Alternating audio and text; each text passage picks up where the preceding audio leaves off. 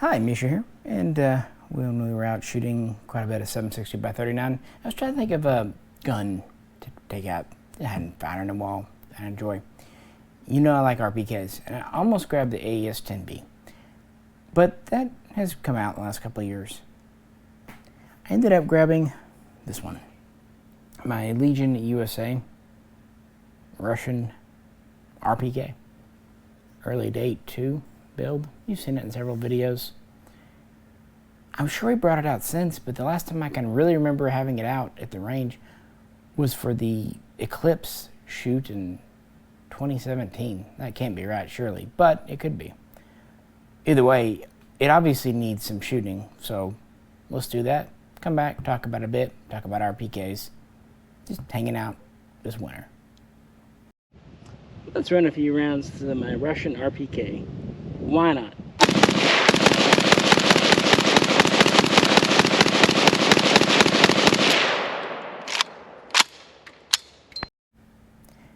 Yeah, this gun's gonna run well. These Legion guns, I'm really glad I ended up picking up a couple. In fact, I had this one, and then I had the side folder, the RPKS. That one's no longer with me. It went during COVID for various reasons. Can't keep them all, guys. I like this one better. The RPKS was neat, but I've got an RPK folder. And they're both built on these Nodak style 1.5 mil receivers with the bulge trunnion. But the folder was a 70s dated kit, but it had the dimpled magwell. The issue is, while early RPKs from Molot had the dimples, by the 70s in Russia, they were gone. So it always just a little bit annoyed me. Now you'll notice this has the ribbed top cover. That's actually correct for an early pattern RPK. Essentially they were using just an AKM cover for a minute until they went to the heavier ones. And on this side you'll notice it has a non-lightning cut bolt carrier. Again, later ones would go to the AKM style cuts. But the RPK of course kept quite a few other features. Got the pad on the sling here.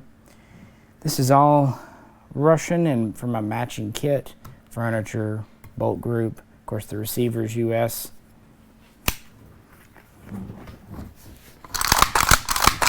It is a very smooth gun. It's got a Molot trigger. Unfortunately, because of RPK 23-inch heavy barrels being so hard to find, did have to kind of settle for a Green Mountain barrel. But at least it is chrome lined, but that will probably get replaced one day. It does have the correct stamped bipod, 14mm with a nut. It's about as clone correct as I could make it within at least reason. And of course, got a drum in it.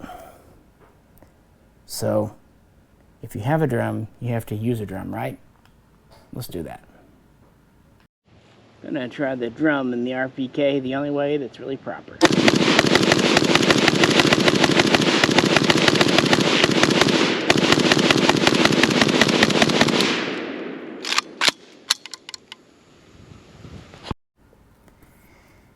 And it's always fun to share.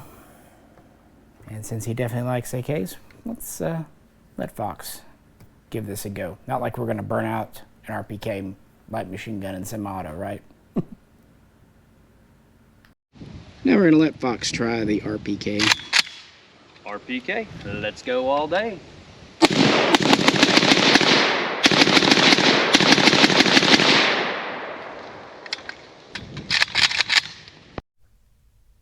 RPK essentially stands for Kalashnikov handheld machine gun, which would be accurately translated as light machine gun. And work on what would become this would start as early as 1955. At that time, Russia was using the AK-47, as we colloquially know it, the AK Type 3, and the RPD. The RPD was a belt-fed 760 by 39 fixed barrel, weighing roughly 16 pounds. And it really wasn't fantastic. It was a World War II era design, and the cartridge really just wasn't great for being belt fed. Plus, it took totally different parts than the AK. So I thought it would be nice to have a squad level light machine gun and a squad level rifle that were the same, just slightly modified. So when the AKM1 trials, essentially the RPK went with. Now, these were originally designed at Izhevsk, but by 1960, the production was being transferred over to the factory we know today as Molot, because Izhevsk was busy, Molot had the leftover production capacity, and Molot had plenty of experience with high rate of fire, heavy caliber type guns. It was a good fit. But from the RPD, we had the clubfoot stock, and of course, like we've already seen, the barrel and everything is just extended out. These are very parts compatible with an AKM. Some sources say, 40% of parts are all that. That's technically true, but most of the parts that are different aren't ones you're going to be swapping out. For example, gas block. The lower handguard is different because of the heavier barrel, but the upper and the gas tube essentially is the same. The rear sight is, of course, windage elevation adjustable, but could be swapped out in the field. Ditto for the top cover. In fact, like I said, this one has the AKM style because it's early. Pistol grips were essentially the same, although Molot had their own. But most importantly, things that were commonly replaced in the field, like the safety, the trigger, even the bolt group, those were the same between this and the AKM. Molot ramped up production starting in 1961, although initially it was very slow. They really started to hit the field in 1964, and then they took off in Russia, and they started mass producing these, and they were visible to the world by 1966, and they would essentially issue at least one per squad. And at that time, Russia was switching over to highly mechanized military with the BMP and the BMD vehicles, meaning you had squads of anywhere between 5 and 7 people, and an RPK was, right there with them. We already looked at the drum. Here's the 40-round box mag. Same as the 30-round AKM mag, totally interchangeable, but it is longer.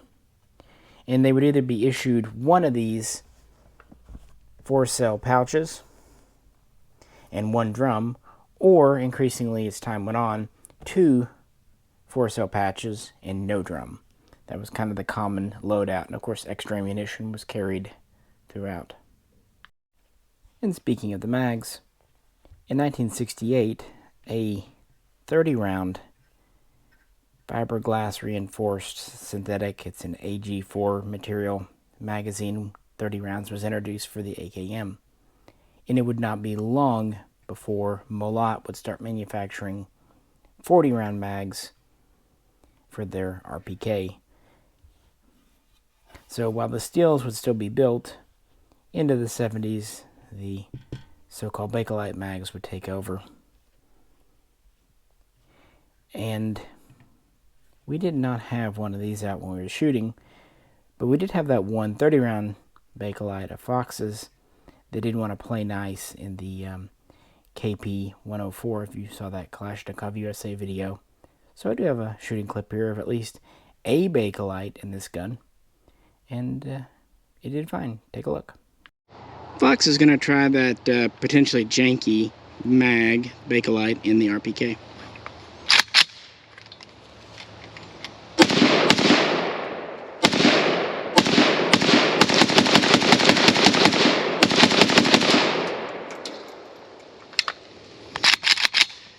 Range is fine. Everyone loves Bakelites.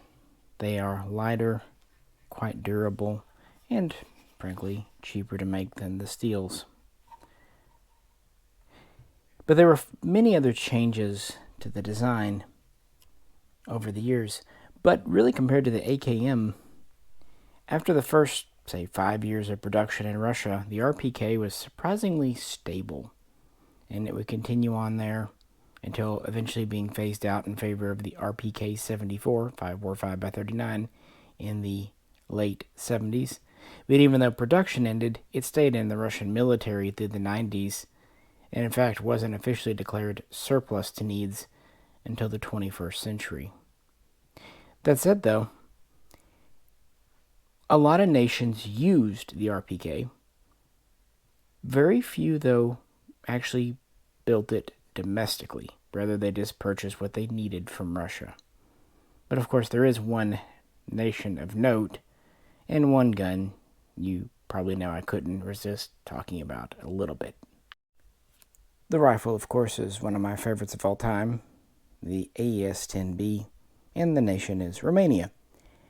Right about the same time Russia started ramping up production and really fielding the RPK, 1964, Romania adopted it and obtained a production license. Thus, it became the PM64, or the 1964 model of light machine gun, and the first ones appeared in 1965, looking very much like the Russian gun, really an exact copy. Although as time would go on, by the time this gun was built originally in 1989, there would be changes.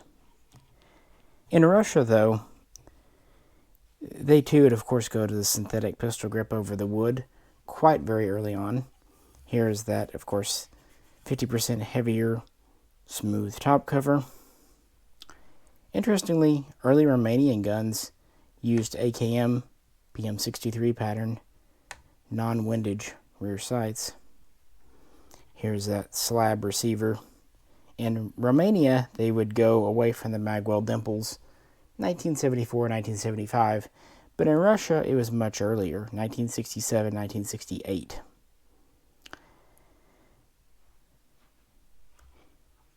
Of course, in Romania, they would go to these adjustable bipods eventually. The first adjustables appeared in the mid-70s, and by the early 80s, we had this full adjustable style. And of course, this is the paratrooper variant with the dong foregrip and PA86 style wire folder. That is kind of unique to these 1989 style guns, but Russia never did that. They had their own. Romania never built Bakelite mags either, but they did build both the 75 round drum and the 40 round steel mag.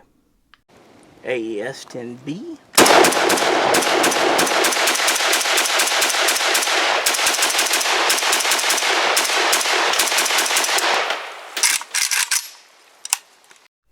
Flipping these over, the Romanian is noticeably heavier. Part of it is it has the heavier mag in it. Part of it is the heavier forearm. A lot of it has to do with this bipod, though. This is a lot meatier with the adjustments and whatnot. It'd be interesting to see if their metal stock is lighter or heavier than the clubfoot, but it doesn't really matter. In terms of weight, to us this might seem big, long, and heavy, but actually compared to the RPD, its predecessor, and just other light machine guns, it was surprisingly light and trim. In this version here, it's just a hair under 41 inches long, meaning the folding stock version, even shorter. And whereas the RPD was roughly 16 pounds, the RPK was only about 10.5 pounds unloaded. Of course, throw a drum in it, it comes up, but hey, that's a big weight savings. So these kind of helped offset the fixed barrel, non-interchangeable barrel. Another thing they did, they slightly reduced the automatic rate of fire. One, to make the 40 round mag last a little longer. Two, just to help overheating just that little extra bit. This one too, the Romanian, you can see the lightning cut style carrier. Again, they would go to that in Russia very on too. Looking at the muzzle, this has a nut. Most all of your Romanians would too. This is the birdcage.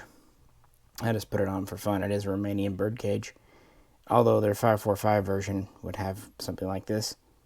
The only RPKs I can think of off the top of my head that routinely had a muzzle device were actually those used by East Germany, the DDR.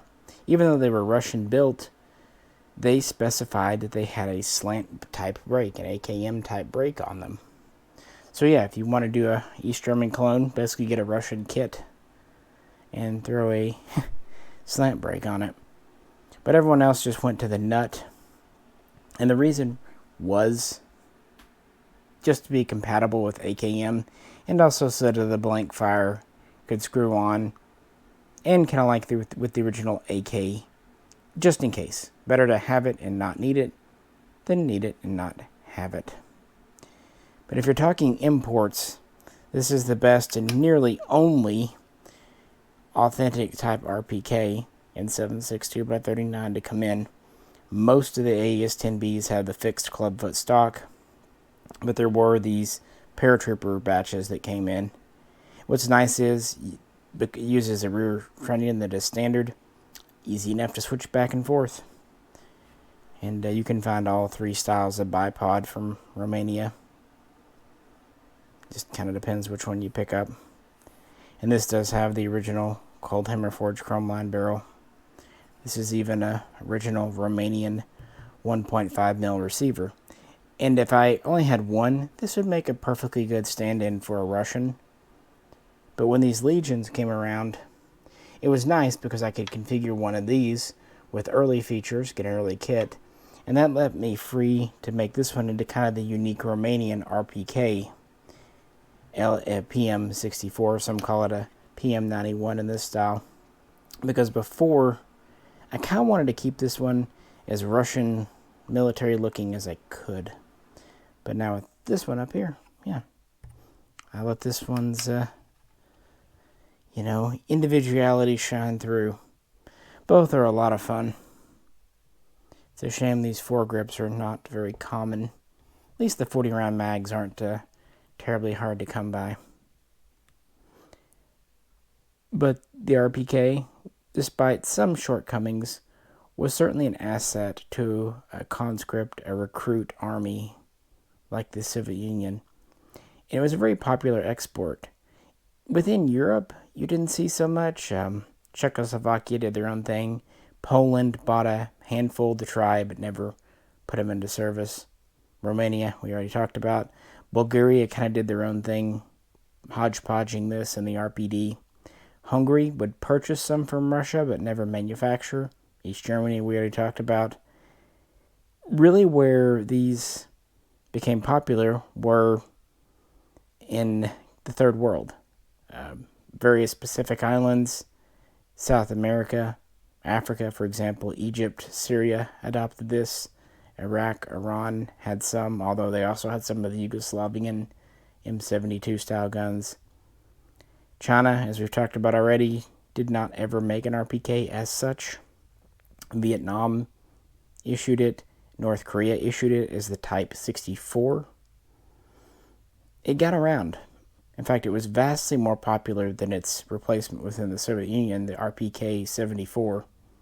And the RPK-74M, what the Vepr is based on, did not appear until the mid-90s anyway. So this was definitely the most successful. And for kind of a niche squad support weapon, yeah, Russia sold these very well around the world. And don't believe for a second they didn't sell them and either get money or something else out of it. Communism be damned when they could make a dime, right? There's just something about these I really do truly enjoy, though. So that's why we're hanging out today talking about them. So you don't see many Russian 7.62x39 kits in the U.S. You really don't. And I'm happy I did get this from Molot, from Legion USA, because like the AKM, this is built by people, or at least it was back then, that used to work at either Ishmash, Kalashnikov Concern, or Molot. So the rivets are done really well. Some people complain about the finish not being the right color. Fair, but you know, as refinish a gun, nice wood. These were actually built from Russia, Molot refurbished kits, because they did surplus out some 7.62x39 guns, but they never did RPK 74s and RPK 74Ms because that's still current issue. They didn't do a lot of these. They did very few of the folding version. And with relations the way they are, and I use relations in quotes very loosely, with Russia, I don't think we're going to be seeing much in the way of firearms out of that country for a very long time. Now, third-party countries, we sometimes do see stuff out of, like the Bulgarian RPK 74 kits, which were basically Russian kits done by Arsenal. So third parties are sometimes the way to get stuff, but outside of that, I'm really afraid the heyday of Russian parts is over, much as the heyday of Russian rifles. But when I picked this up, there was a different story. Kits were not near as expensive for anything, and a build like this was retailing like $1,500, $1,400. They even had these drums. This is even a Russian pouch they had. Russian sling. Wood grip. Yeah, I just really glad I did get it, and kind of sad that it's been this long since I've taken it out. But at least we got to have some fun with it. What do you think? Some kind of feel that RPKs are just overly big, overly heavy AKs. Others, like me, see the wisdom in how cool they are when bipods. They are not the lightest in the world, but they skirt that line between machine gun and rifle very nicely. It fits actually very tight on here. Doesn't rattle around at all. And more. Yep, I knew that was going to happen. You saw it. It is heavy. But it's also an RPK. I think it can take falling in a rubber mat. But yeah, in this mode, it's more of a assault rifle, assault weapon. Kind of reminds me of the old style BAR from World War I. I don't know. This seemed like something nice to bring out. Hope you enjoyed it. If you could, as always, please like, share, and subscribe. And if you'd like to help support the channel, please check out the link to the Patreon page. This is Misha, and also on behalf of Fox, we'll catch you very soon next time.